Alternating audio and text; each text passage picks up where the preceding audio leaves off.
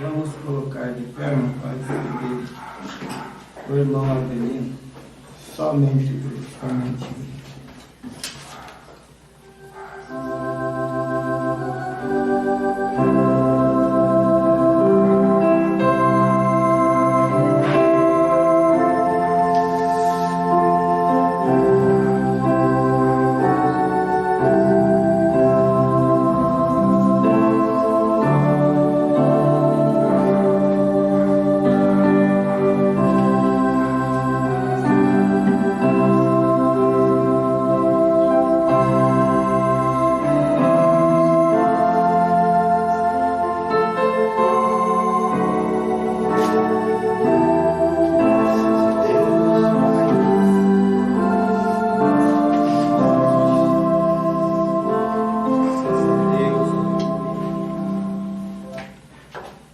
Santo, eterno e maravilhoso Deus, abra a porta da graça mais uma vez para nós que somos inteiramente dependentes do Senhor. Isso alegra minha alma, Pai, por saber que o Senhor sempre tem nos socorrido. O Senhor sabe, meu Deus amado, como é difícil a missão, mas também é gloriosa. Porque, ó Pai, tendo o Senhor por cobertura, enchendo-nos do Teu Espírito Santo, Senhor que sabe o que as Tuas ovelhas precisam, dai-nos pelo amor do Teu nome nesta hora. Abra a porta da graça, a porta da palavra e ajuda-nos pelo amor do Teu nome. Cumpra-se em nós aquilo que o Senhor tem dito, não sabemos o que dizer, mas na mesma hora, no abrir de nossa boca, o Senhor enche com Teu Espírito Santo e fala segundo as nossas necessidades. É o que pedimos e agradecemos tudo no santo nome de Jesus. Amém. Isaías capítulo 53. A leitura é bastante extensa, mas nós vamos ler poucos versos, né, irmãos? Isaías capítulo 53.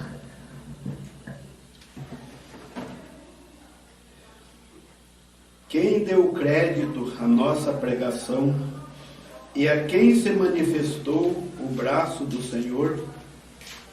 Porque foi subindo como renovo perante ele, e como raiz de uma terra seca, não tinha parecer, nem formosura. E olhando nós para ele, nenhuma beleza víamos para que o desejássemos. Era desprezado e o mais indigno entre os homens, homem de dores, e experimentado nos trabalhos, e como um de quem os homens escondiam o rosto. Era desprezado, e não fizemos dele caso algum. Verdadeiramente ele tomou sobre si as nossas enfermidades, e as nossas dores levou sobre si, e nós o reputamos por aflito, ferido de Deus e oprimido. Mas ele foi ferido pelas nossas transgressões e moído pelas nossas iniquidades. O castigo que nos traz a paz estava sobre ele, e pelas suas pisaduras fomos sarados. Amém. Podem sentar-nos. Primeiramente, o pastor Derivan nos ligou essa tarde. Está tudo bem com ele, só está repousando pela graça divina. Mas, segundo nos falou, está tudo bem, graças a Deus. E certamente ele sente saudade, e nós mais ainda, né, irmãos? Porque faz falta ele presente e trazendo-nos a palavra. E como é bom sentar e ficar ouvindo, né, irmãos? Mas não podemos fugir do compromisso. Deus tem nos dado e vamos, enquanto Deus nos der esta graça, vamos lutar juntos, né, irmãos? Então temos aqui a mensagem, a obra-prima de Deus identificada. Nós vamos ler alguma coisa, nós só podemos ler, e Deus, o intérprete da palavra, é que pode discernir tudo por nós, né, irmãos, e em nós. Então vamos começar do parágrafo 124 em diante, não tomarmos muito tempo. Então esta mensagem fala-se no princípio dela acerca de Michelangelo, que ele fez, ele construiu, lapidou a imagem que ele tinha em sua mente, como era Moisés, e recebeu a inspiração depois que a imagem estava pronta, a estátua estava pronta, ao ponto de golpear no joelho da estátua e gritar: fala, Moisés. Aquilo que estava na sua mente estava tão... Então aquilo que ele tinha em mente, o seu coração traduziu, e ele foi moldando e fez de acordo com o entendimento que Deus deu a ele, a inspiração. E aqui o irmão Brana, usando da experiência e de tudo que Deus lhe deu, para ele simbolizar e trazer para nós, né, irmãos? Então ele começa falando a este respeito da estátua de Moisés, sua experiência, e vem nos trazendo aqui na mensagem. Ele nos passa também aqui que Deus também, da mesma maneira, trabalhou na sua obra com Jesus Cristo. Então a obra-prima do Senhor nosso Deus é o Senhor Jesus Cristo, né, irmãos? Então aqui no parágrafo 124, o profeta nos diz: foi assim que Deus fez o seu concerto também. Não cabe à nossa experiência corresponder a algum credo, algum dogma, alguma denominação de igreja, mas corresponder à palavra de Deus, Jesus Cristo. Correto? Quando vimos a Cristo, então Cristo nos reclama. Ele o resgatou pelo meio do Calvário. Parte disto ele levantou, e para se sentar à sua destra, que foi o corpo, o Espírito, ele veio, enviou de volta aqui para formar uma noiva para ele. E aquela mesma experiência que esteve em Cristo tem de estar em nós. Amém? Ele foi absolutamente tão perfeito que agradou ao escultor e o inspirou tanto que ele o feriu no Calvário. Oh, que coisa! Agora nós o vemos como a Escritura disse. Que bom, né, irmãos? Ver Cristo como a Escritura diz. A obra-prima de Deus. Nós o vemos ferido, oprimido e aflito de Deus. Aí está a verdadeira obra-prima. Como Ângelo feriu a sua, foi isto que tornou. Se ele só tivesse vivido uma boa vida, tivesse sido como algumas pessoas que pregam o evangelho social hoje, ele foi profeta, mas foi mais do que profeta, ele foi Deus, Emanuel. Amém? Graças a Deus. Coisa gloriosa, graças a Deus, né, irmãos? Aí está a verdadeira obra-prima, graças a Deus, a obra-prima genuína do Senhor nosso Deus. Voltando para o Senhor Jesus Cristo, voltando atrás aqui no parágrafo 68, olha o que o profeta diz aqui. Agora, nós verificamos que depois ele encontrou esta grande desfiguração. Parecia, tivesse sido você e eu, tivéssemos gasto todo aquele tempo e esforço, nós teríamos chutado a coisa e simplesmente largado mão. Porém, não Deus. Ele não estava querendo deixar seu trabalho arruinar-se. Esse é o amor de Deus. E aí ele fala que não admira que o poeta tenha dito e tal. Daí tem um pedaço de hino aqui que o poeta exclamou, não é, irmãos? Então o profeta nos mostrando pela graça divina que se fosse nós, ele mostra quando o inimigo se arrastou e entrou para dentro da palavra e atingiu a Eva.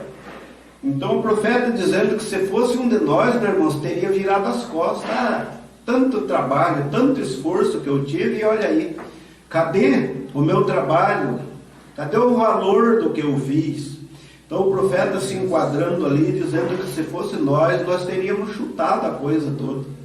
Eu lembro, né, quando eu era garoto, né, irmãos, lá no sítio, talvez contigo aconteceu também, né?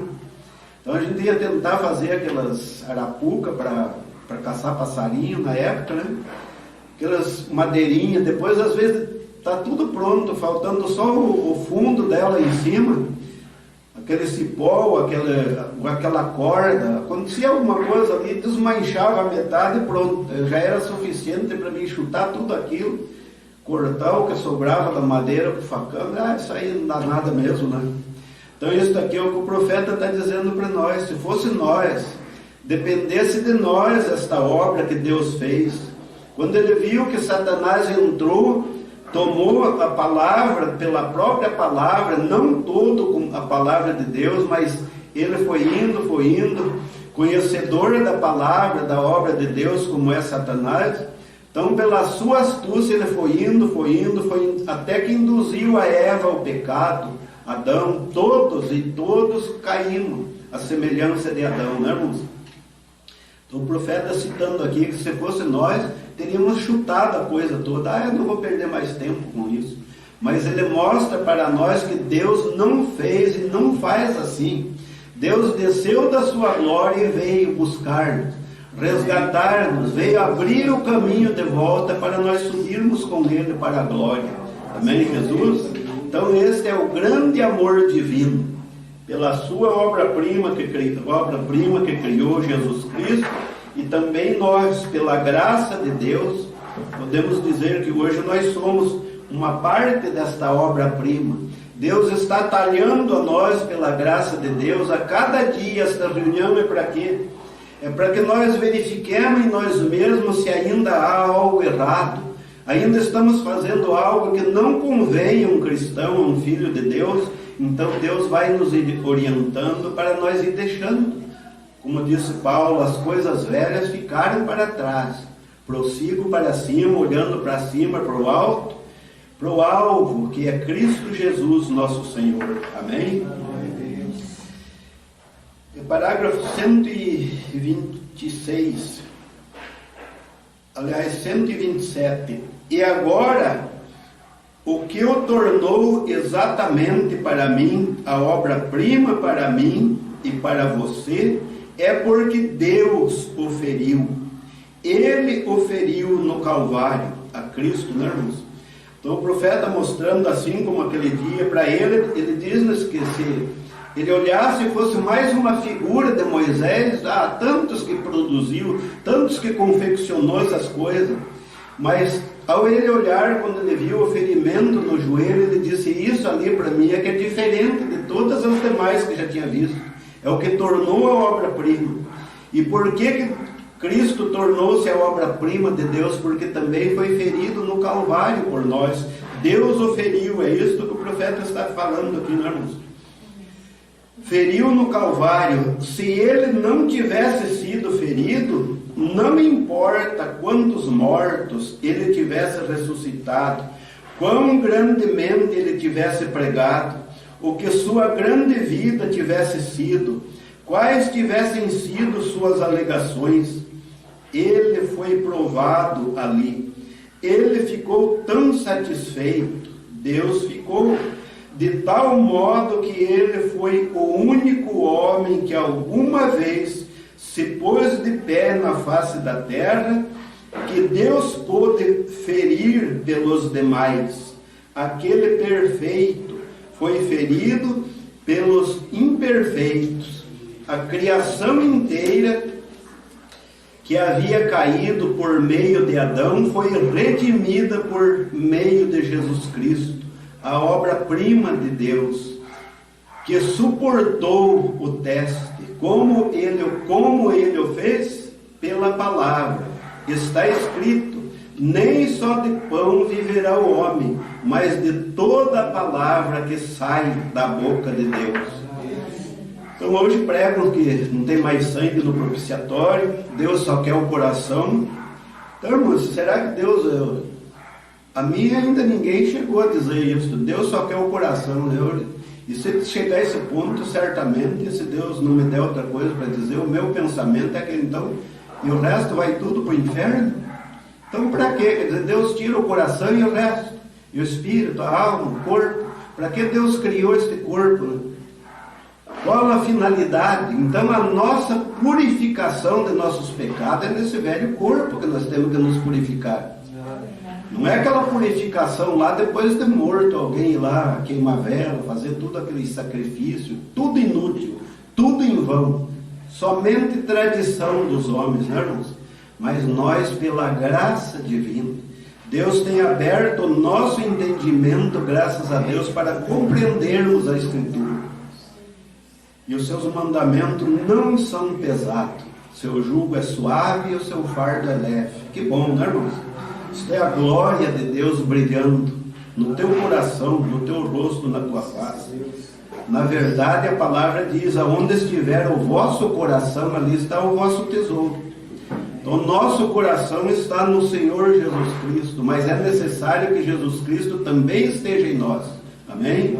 E não só no coração, quer dizer, o corpo pode ser imundo de qualquer maneira, Jesus Cristo não viria habitar. É o que ele diz a palavra, né? Não habita em corpo, em templo sujo, mas sim limpo. É por isso que nós buscamos. Não somos melhor do que ninguém, irmãos, mas Jesus Cristo em nós, o Espírito Santo de Deus em nós, é o que faz a diferença. Amém?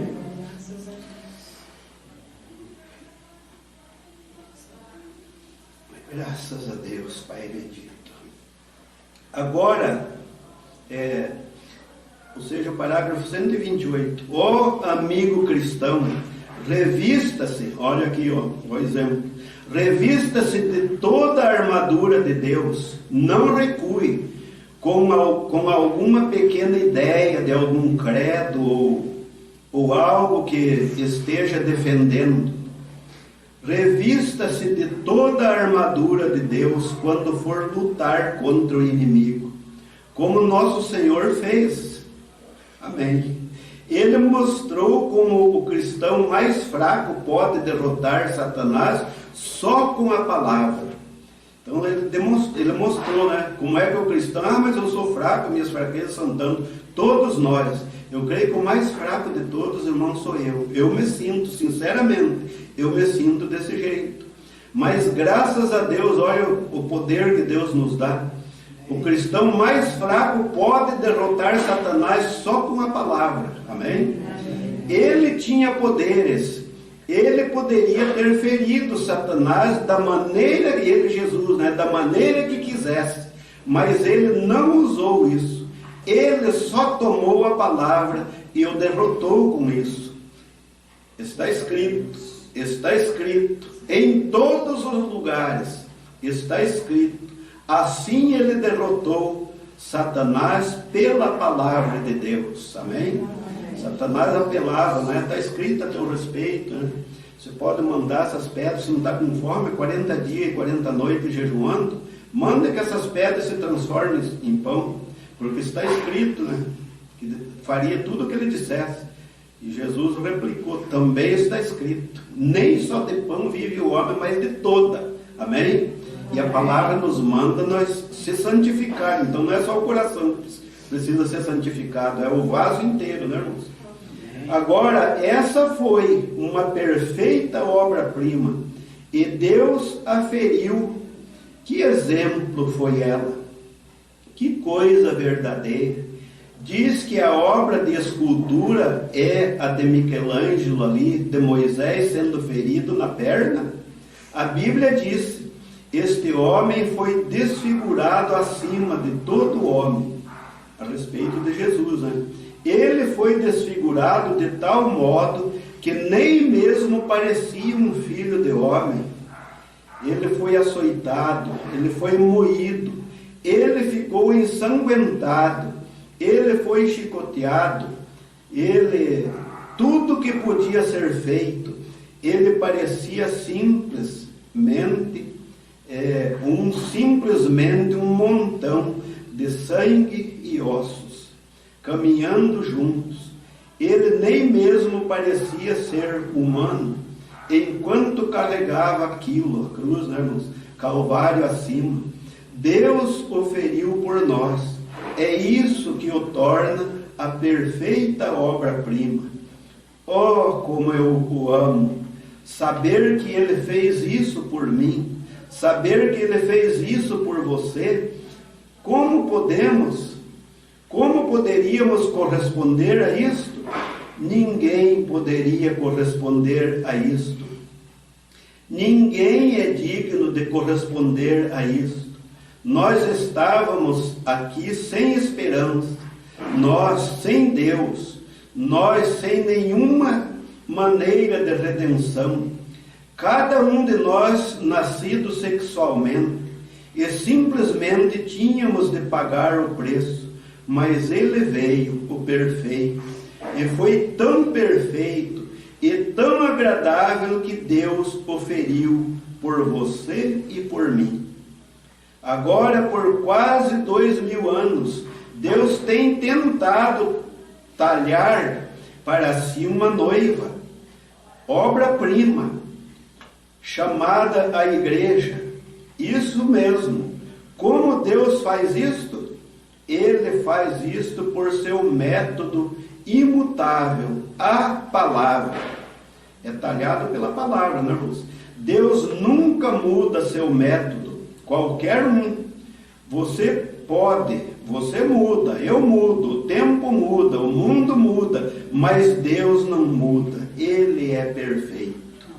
Ele não muda. E a maneira que Ele faz qualquer coisa a primeira vez, Ele a faz toda vez da mesma maneira. Ele salvou o homem certa vez porque Ele se arrependeu. O homem se arrependeu, né, irmãos? Dia de Pentecostes, quando que faremos, varões e irmãos? Pedro respondeu: arrependei-vos, cada um de vós, e seja batizado em nome do Senhor Jesus Cristo, para o perdão dos seus pecados, e recebereis o dom do Espírito Santo. Então é mediante o arrependimento, né? Essa é a mesma maneira que Ele salvará o homem novamente. Ele curou o homem porque ele teve fé.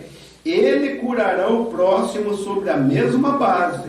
Ele nunca muda a sua maneira. Porque, veja, Ele é soberano e é eterno. Ele é infinito, onipresente, onisciente. Ele é Deus. E, portanto, Ele não tem de pedir sabedoria a ninguém. Ele não tem de esperar até aprender mais.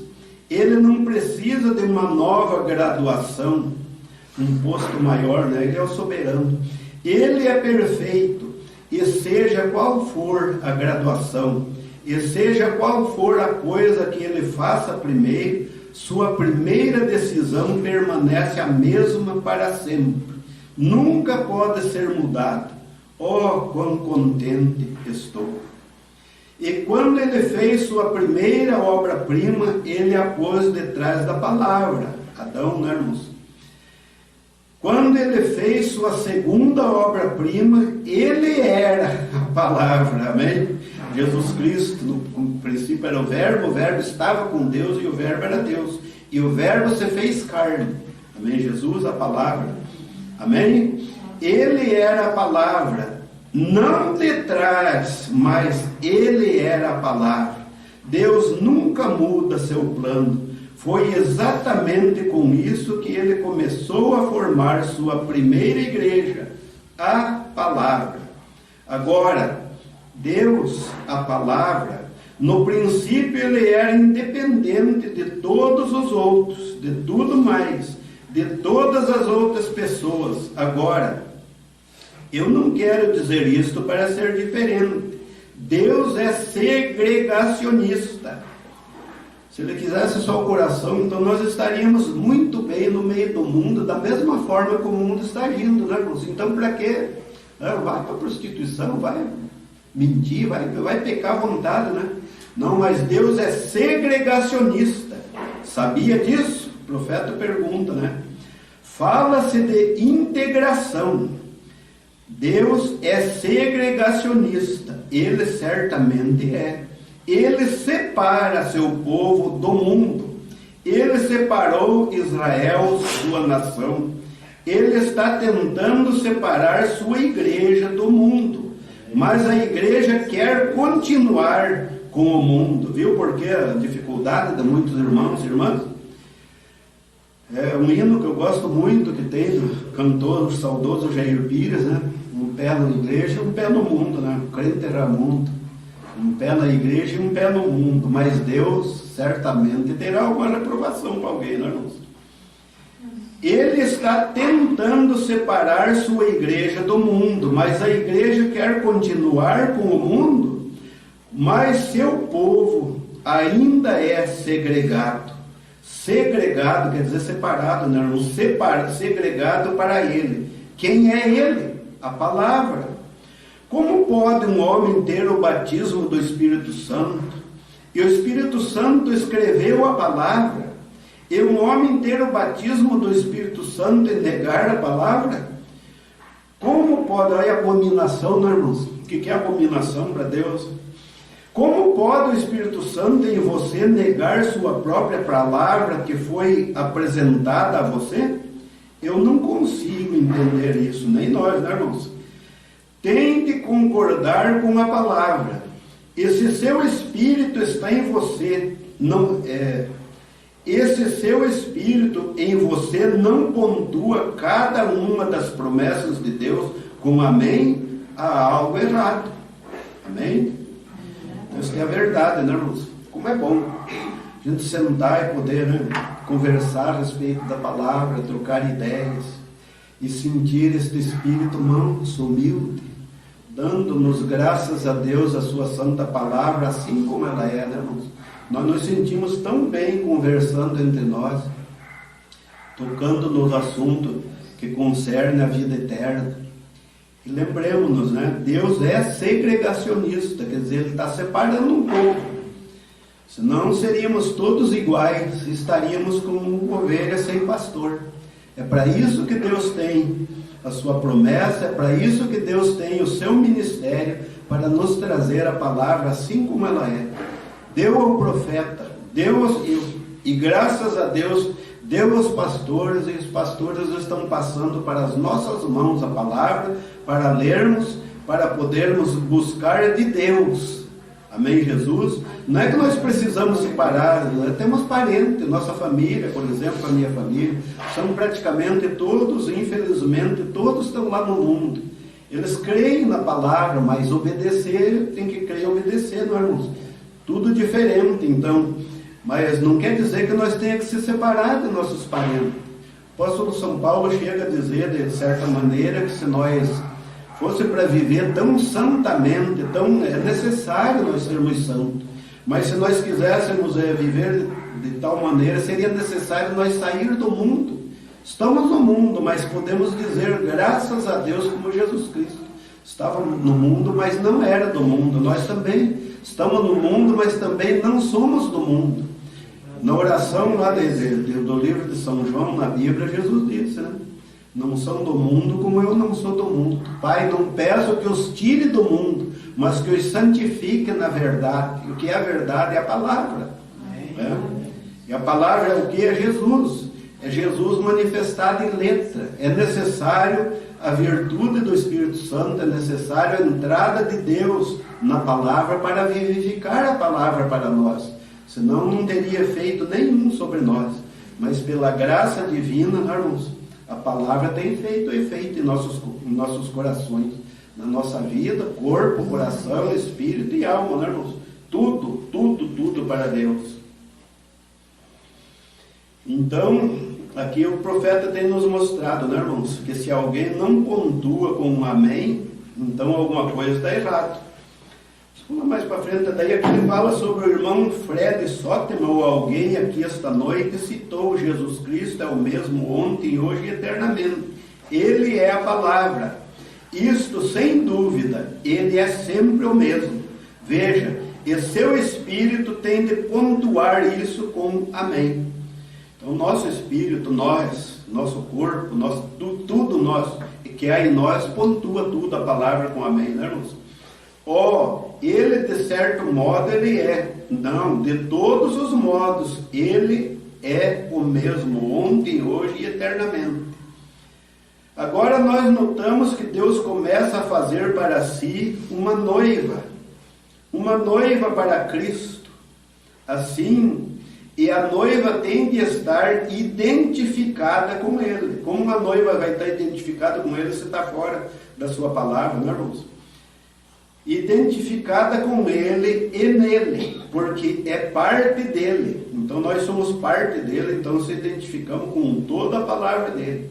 Agora, a noiva é parte dele.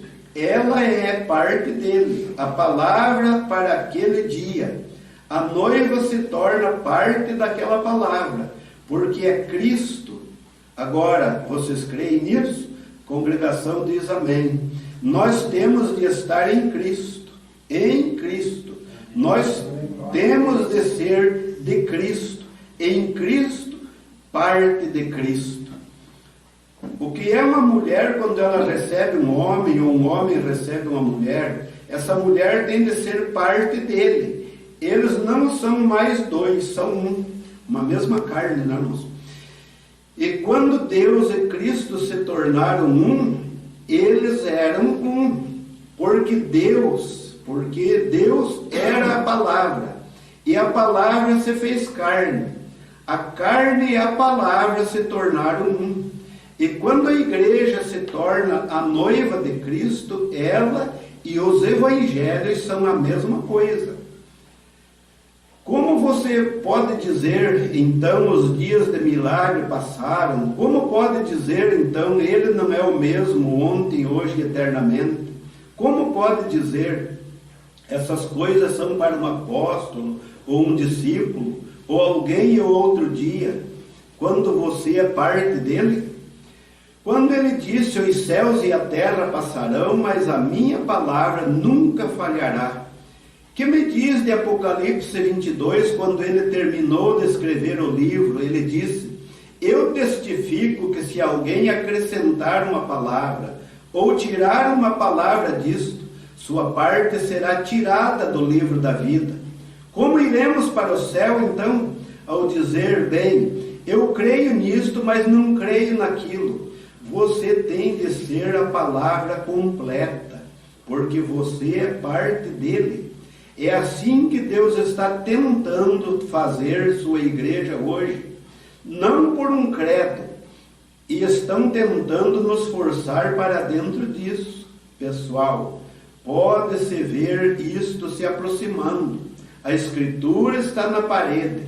Não demorará muito até que sejamos uma igreja mundial, e toda a igreja terá de cair direto nisso, ou suportar as circunstâncias.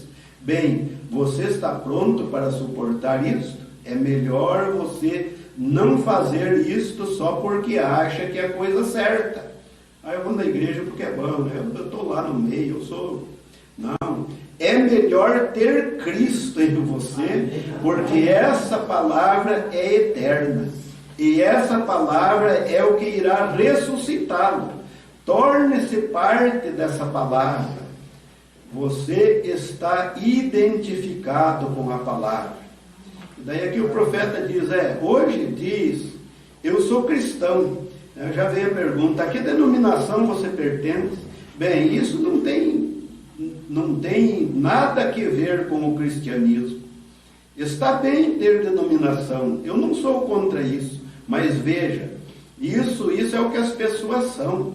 Muitas pessoas dizem que eu despedaço as denominações, eu as ataco, eu não faço isso. Não, Senhor, as denominações, elas estão bem, é exatamente como acordos trabalhistas, ou algo assim. Que bom, né, irmãos?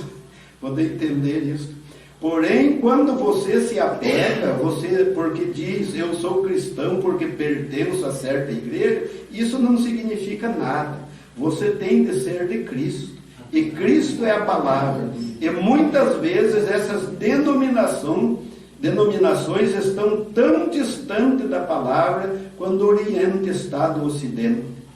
Você tem de permanecer com essa palavra para ser a noiva. Se está na noiva, você está na palavra e a palavra está em você. E a palavra que refletiu Deus através de Cristo reflete o mesmo Deus através de você. Amém, amém. Amém quer dizer assim seja, de modo que assim seja. Eu creio que isto é a verdade. Você tem de estar identificado com Ele. Amém? Então, irmãos, não tem outro recurso para nós, e aliás, se tivesse, nós não queríamos. Podíamos ir mais além, mas não queremos cansar os irmãos, né? Então, pela graça divina, irmãos, muitos estão falando hoje a respeito do sangue, não tem mais sangue no propiciatório. Então orar para quê? Não tem mais intercessão, mas a palavra, a Bíblia confirma, Jesus Cristo intercede por nós com gemidos inexprimíveis. Nós já fomos livres, já estamos no reino dos céus, já participamos da boda do Cordeiro? Não. Então, enquanto isso não se der, o Espírito Santo continua na palavra de Deus, gemendo por nós, querendo nos dar o livramento. Mas para recebermos o livramento, temos de crer, aceitar e lutar para vivermos a palavra e a palavra viver em nós. Nós temos de ser um com a palavra. Assim, como Jesus disse, assim como eu e o Pai somos um, nós somos um também. Um com a palavra, um com a igreja, um com Deus, graças a Deus. Então, irmãos, a mensagem Deus, a perfeição da sua igreja, para encerrarmos, parágrafo 21, o profeta diz: não faz muito tempo aqui, o meu garoto, nós estávamos indo até a sepultura de sua mãe. Ele era um garotinho, naquela manhã antes do amanhecer. Nós estávamos descendo até ali para colocar uma flor em sua sepultura. Eu tirei o meu chapéu e tirei o seu velho chapéuzinho, do menino, né? Descemos até ali e a sua pequena mãe e irmã ali na sepultura. Nós colocamos ali um vaso de flores e o companheirinho, seu filhinho, né, com o seu chapéu em suas mãos, ficou ali com a sua cabeça inclinada. Eu me ajoelhei, isso aqui que eu achei interessante, né? Se fosse alguém visse o profeta lá é um adorador de mortos, né? Mas veja bem, eu me ajoelhei enquanto a luz do sol começava a surgir. Ele, o garotinho, né, começou a chorar. Eu coloquei o meu braço ao seu redor e eu disse: filhinho, veja, bem aqui embaixo descansam os corpos de sua mãe e irmã, mas na glória elas estão esperando por nossa chegada. Eu disse, sepultura, você não pode segurá-las, pois além deste alvorecer, eu posso lhe apontar para uma tumba vazia nesta manhã.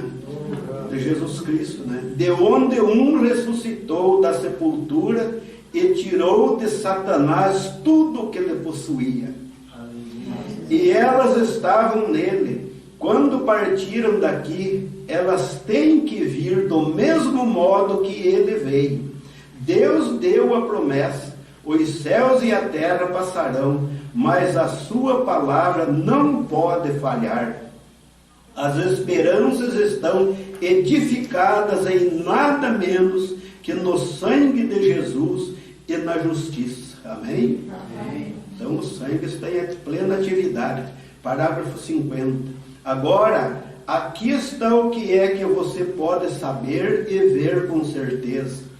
Uma pessoa vivendo em um canal como este, eu escrevi uma carta endereçada ao público, para que ele realmente compreendesse.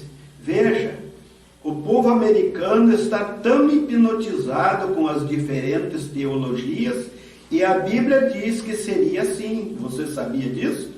Diz: irão do ocidente ao oriente, do norte ao sul, buscando encontrar a verdadeira palavra de Deus e falharão em encontrá-la. O doutor fulano de tal crê que é assim. O doutor tal e tal crê que isso é daquele jeito. E eles creem lá da sua maneira, seus dogmas, suas denominações, a falsificação da palavra, como estão falando, e olha o que eles fazem, e eles expulsam o sangue, eles excluem a expiação, expulsam o poder, eles expulsam o Espírito Santo. O que lhes resta? Tire o sangue de Jesus Cristo da Bíblia e você não terá nenhuma Bíblia. Tire o batismo com o Espírito Santo dali e você não terá nada com o que pregar. Amém? Amém. Como pregar a palavra sem Espírito Santo? Como pregar a palavra sem o sangue? Tire o sangue dali e você não tem nenhuma Bíblia. E eu sinto tanto, irmãos, eu tenho amigos, dos quais um que tanto tem me ajudado, com a sua experiência em farmácia, farmacêutico e tantas coisas boas. Uma senhora, a esposa dele é uma senhora, ele é um cavalheiro fino, a sua filha, quase da mesma idade do meu menino, brincavam juntos até pouco tempo. As pessoas tão queridas, e eles infelizmente estão nesse povo, saíram do nosso meio, do nosso companheirismo, e estão nesse povo que está pregando que não tem mais sangue no propiciatório. Todas essas coisas, infelizmente, entraram para debaixo disso. Não sei se algum dos irmãos conhece, eu não gosto de citar nome, mas é o Francisco Mesquita, um dos mais antigos na palavra. Infelizmente tomaram esse caminho. E faz horas que não se visitamos, nem a gente na casa dele, nem ele na nossa casa, mas é uma pessoa tão querida para mim, eu sofro tanto por eles. Sua esposa, tanto tempo trabalhamos junto no Evangelho, na Lapa, junto com o pastor Lázaro. Sua menina, uma pessoa tão querida, a mocinha já. Então, são pessoas tão bondosas, mas infelizmente entraram para debaixo disso. E quem os tirará de lá? Só o mesmo que tirou nós, não deixou entrar essas confusões na nossa mente. Tire o sangue da Bíblia e você não tem Bíblia. Tire o sangue da mensagem, que jeito? Então, irmãos, todas essas coisas terão um final. Mas nós temos que esperar chegar lá. Como é que eu vou abrir o portão lá embaixo, lá? Não sei, acho que está aberto no momento. Como é que eu vou fechar o portão sem eu chegar lá? É a mesma coisa, enquanto não chegar o dia, o momento. Ah, mas Deus disse que, mais claro, se nós formos ver lá no selo, por exemplo, lá o profeta pregou os 7 selos. E em alguns deles está escrito a respeito disso, né, irmãos? Não há mais sangue no propiciatório, mas que data? Quando? Já chegou o dia. Deus consumou a sua obra e ele saiu de volta. Quem contará o tempo da sua vida, como diz a palavra, né, irmãos? Foi tirado do meio dos viventes, e quem contará os seus dias, pois ele é eterno. Mas nós ainda estamos na contagem do tempo. A cada dia, para Deus, tudo está terminado. Quando ele gritou na cruz do Calvário, tudo está consumado. Ele consumou, mas nós, cada dia, nós não estamos recebendo a nossa porção de cada dia. Então, lógico que um dia não vai ter mais sangue no propiciatório, nós vamos esperar e chegar lá, chegar aquele dia.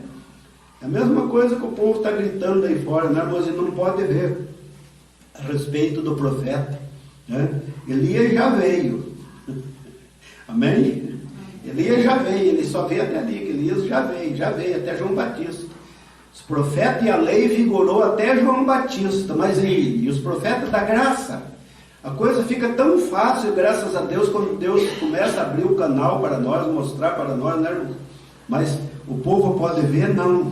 Então continuam nas suas teologias, como lemos aqui, né, irmãos? O próprio povo americano, porque em tanto o irmão Brana sofreu, mas chegou um dia que ele disse, olha, não ore mais, é brincadeira pelo seu povo, pelo seu país, porque o povo rejeitou a palavra. Olha a situação nos Estados Unidos, parece que é um dos países que mais furacão, essa coisa toda tem causado destruição, porque rejeitaram o Criador. Tivessem aceitado, Deus pode amenizar todas as coisas para nós em qualquer tempo. Não está escrito que se nós verdadeiramente se arrepender, como Deus fala através de Jeremias, dos profetas ali do Velho Testamento, vá lá e diga para tal cidade lá, que se eles se arrependerem, né, a destruição será cessada. Deus não iria destruir, mas não houve arrependimento, a destruição veio, né, irmãos? Amém? Nosso horário foi, irmão. O altar está aberto. Vamos orar alguns minutos. Estaremos encerrando daqui a pouco. Peça a Deus o que você veio buscar.